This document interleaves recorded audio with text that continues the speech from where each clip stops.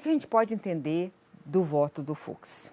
Olha, o voto do Fux foi uma surpresa em vários sentidos, inclusive em razão das decisões anteriores do próprio Fux. Então, você mencionou que é um voto oposto ao do relator, mas também é um voto oposto a votos que ele mesmo proferiu anteriormente. Então, a primeira divergência que a gente tem entre Fux e Fux é ele afirmar que o Supremo não pode julgar esse caso, que esse caso deveria estar sendo julgado em primeiro grau. Mas, anteriormente, houve vários julgamentos e várias condenações onde essa questão jamais veio à tona. Uma segunda... E ele declarou a incompetência absoluta, né? Absoluta. Disse que esse caso deveria estar sendo julgado por um juiz de primeiro grau. É a primeira vez que esse tema aparece em algum julgamento relacionado a esse caso. Com relação à incompetência turma plenário, ele já tinha manifestado essa divergência antes, mas hoje ele foi além. Ele disse que todas as decisões que foram proferidas antes, inclusive por ele, não deveriam ter sido julgadas ali. E numa segunda divergência em relação à decisão anterior dele, diz respeito à possibilidade de processar um dos acusados, que é o Alexandre Ramagem, que é deputado federal. Quando a denúncia foi recebida e a Câmara foi consultada, a Câmara disse que haveria suspensão dessa ação penal e a primeira turma julgou essa situação e entendeu que os crimes que foram praticados depois da diplomação, supostamente praticados depois da diplomação, não poderiam ser julgados em razão da decisão da Câmara, mas os anteriores poderiam. E hoje ele foi além e disse que nenhuma conduta do Alexandre Ramagem poderia ser objeto de julgamento nesse momento. E é uma questão interessante porque não houve nenhuma mudança de fato, não houve uma prova que fizesse com que ele mudasse de opinião, são questões jurídicas que já poderiam ter sido decididas antes, ou ele já poderia ter se manifestado antes, então tem uma primeira divergência aí. Que logo nas preliminares. Logo nas preliminares. E aí, Gustavo, o que você acha? O que você achou desse dia de hoje? Sobre as preliminares, o que me chama a atenção é o fato de que a discussão envolve realmente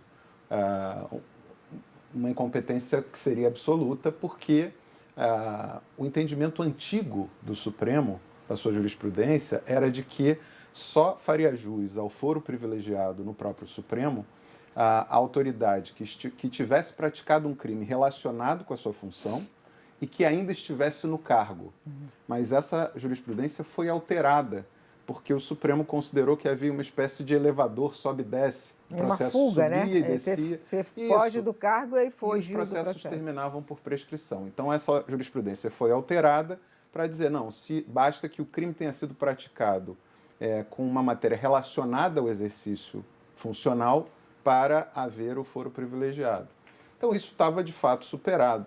Agora, a questão da competência turma versus plenário, essa me parece que há uma discussão relevante, que aparentemente a turma vai resolver pela sua própria competência, mas, de fato, o regimento interno do Supremo diz lá que os chefes de poder, presidente da República, da Câmara, do Senado e do Supremo Tribunal Federal, devem ser julgados pelo plenário.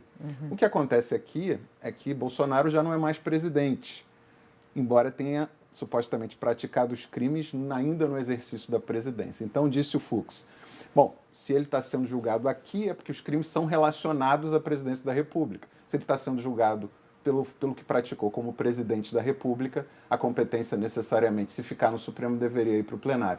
Então, essa parte da preliminar, eu acho que, e como é matéria de ordem pública, ele pode ter apenas ressalvado o entendimento de admitir a denúncia no início do processo, que é o normal, in dubio pro societate, para se julgar depois da instrução processual mais a miúde, em detalhes, o caso. Mas, em relação a essas preliminares, isso me chama a atenção. Agora, sobre a questão do Ramagem, parece muito claro que a competência da Câmara diz respeito a fatos que tenham ocorrido quando ele já era deputado federal. Então, não há como se estender isso para o momento em que ele exercia um outro cargo